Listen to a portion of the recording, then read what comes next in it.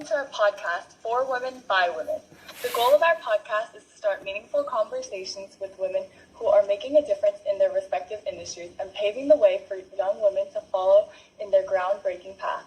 The founders of this club, Sabrina Khanali and Tiffany Ng, created the Women in Business Club in January of 2021.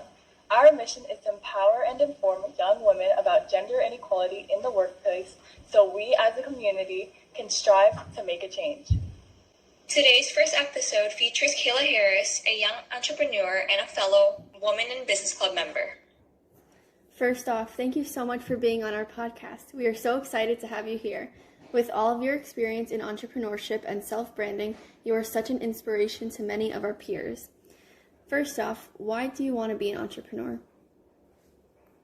Well, first off, thank you so much for having me. It's a pleasure to be here. But to answer your question, I think the main thing that draws me to being an entrepreneur is freedom.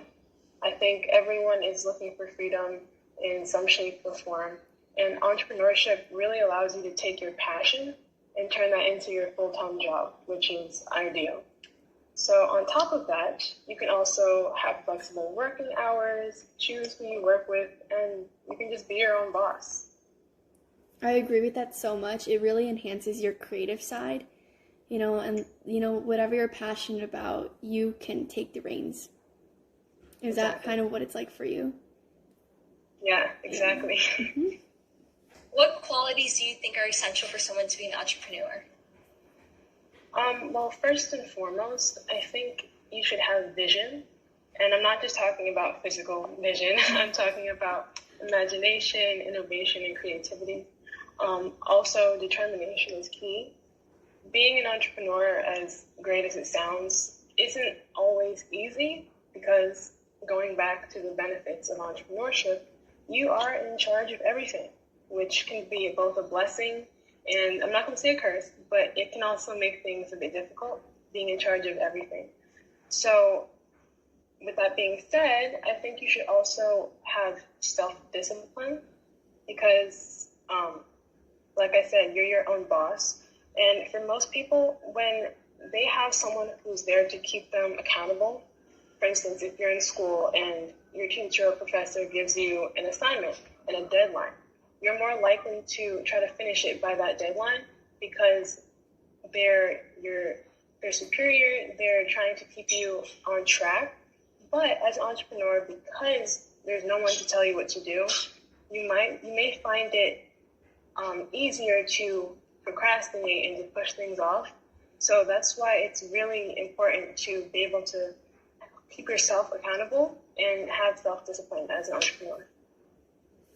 That's amazing. I have a quick question.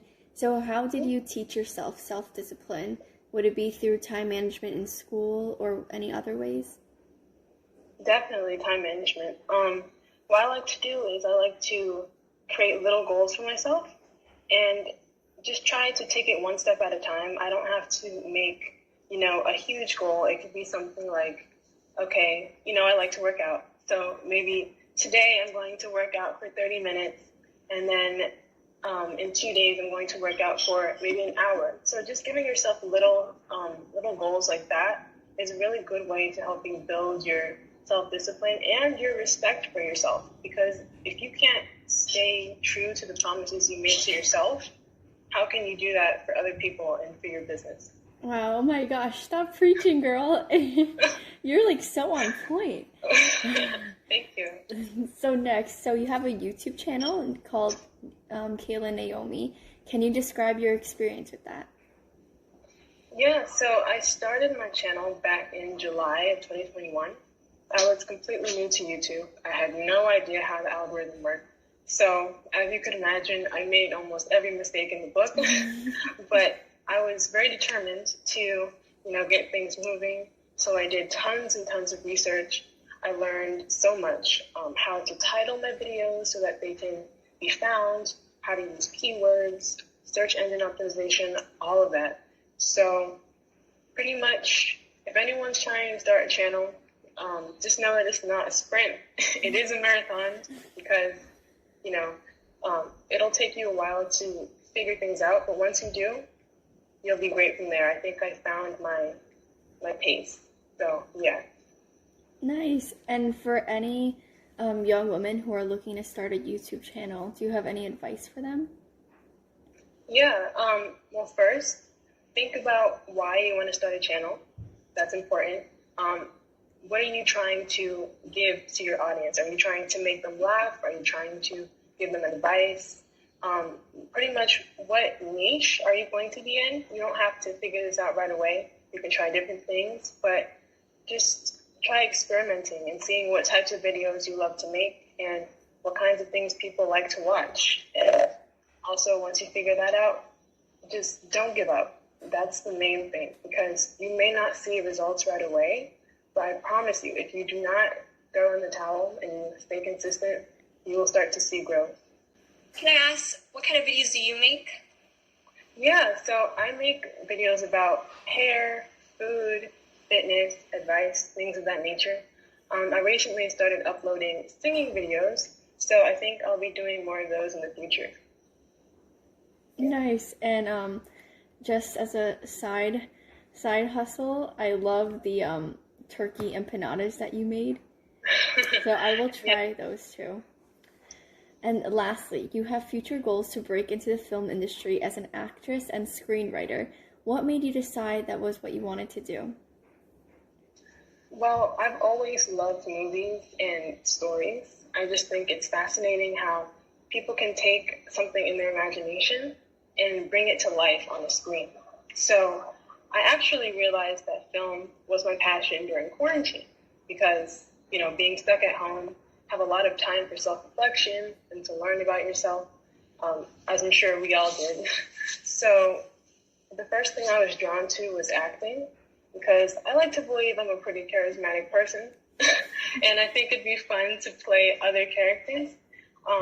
But I also love storytelling, and I was curious if there was a way that if I could make the stories that I have into a movie, and I wasn't sure if there was an actual career that did this. So I did my research, and it turns out that that's what screenwriters do. So ever since then, I dedicated myself to doing research about how to screenwrite, how to break into the industry. What can I do to start now?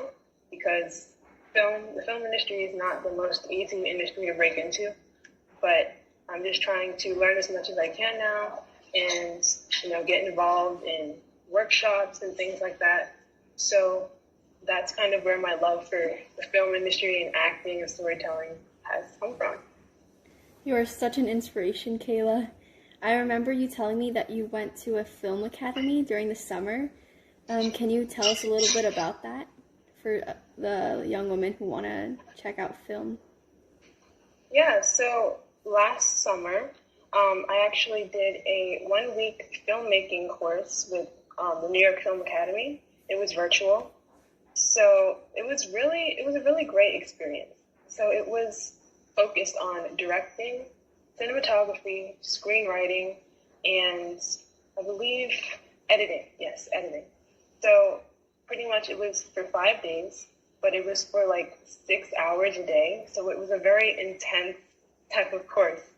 So we had great instructors who were actively working in the film industry that were teaching us the director's craft and how to screenwrite and edit and things like that. So if you're interested in film and things like that, I would highly recommend checking out the New York Film Academy. They have great summer programs that you can get involved in. Wow, it sounds really intensive, but it seems like you learned a lot from it. So I guess it worked out pretty well. I did, yeah.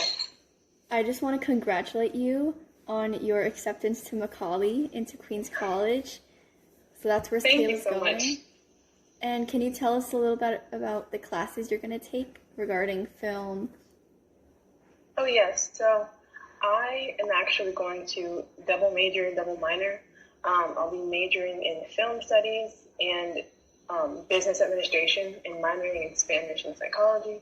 So I actually am going to be taking tons of film courses. So pretty much in Queens College, there's the media studies department, but within that department, there's a specific area dedicated to film because media is a very broad subject.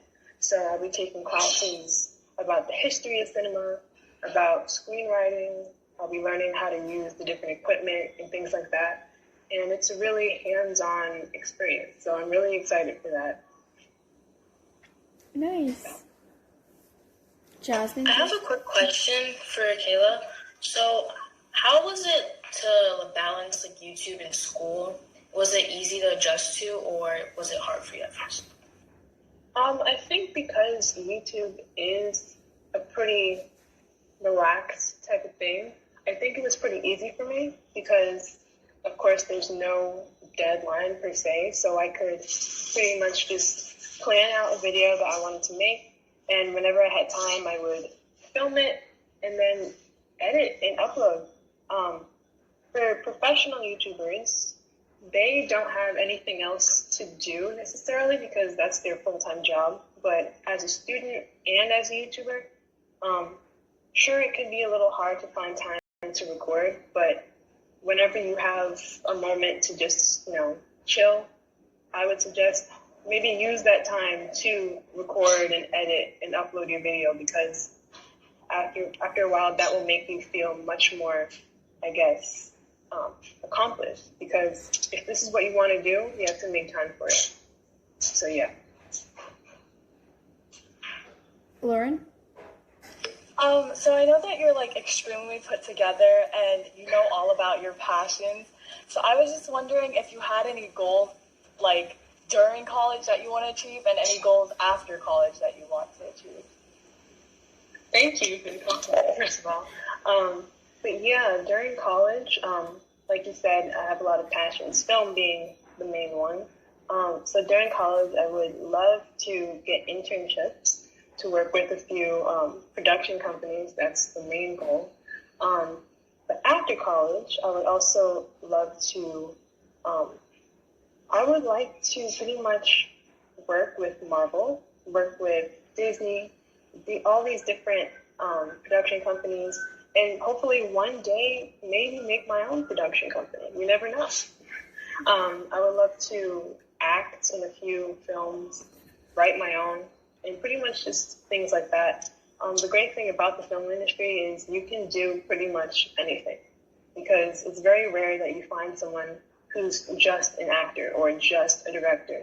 There are many people who are both actors, directors, and producers. So that's what I want to do. I want to try everything.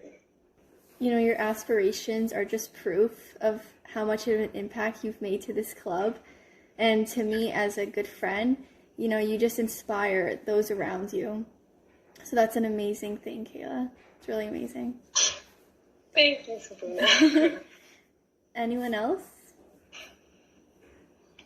I also find it very inspiring that like you've had goals and you stuck to them, like otherwise than like just, losing motivation and hope on things. So I find that really cool. Thank you. I appreciate that. To add on to Jasmine, I feel like you're a very inspirational person. Is there anyone that inspires you? Ooh, that's very good. Well, of course, my mom. She's a very driven person, and that's what I admire a lot about her. But also, there are people in the film industry, such as African American actresses such as Viola Davis, Octavia Spencer, Angela Bassett, all of the women in the industry who have paved their way, because it is a very male-dominated industry, like many business companies and industries. So I really look up to them and how they haven't compromised their values in order to become successful. And that's something I think is very important, that you know who you are, you know your brands, and don't compromise your values and who you are just to, become successful. What were some setbacks that you had to face through your life while trying to achieve your goals?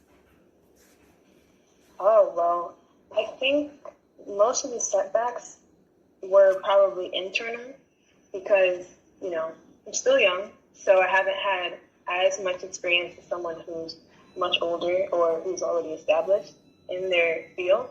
But I think Most of the setbacks were internal, like I said, so probably procrastination or self-doubt, not believing in yourself, or just not thinking that you have the tools to even accomplish your goals. My favorite quote is by Arthur Ashe. He says, "Start where you are, use what you have, do what you can."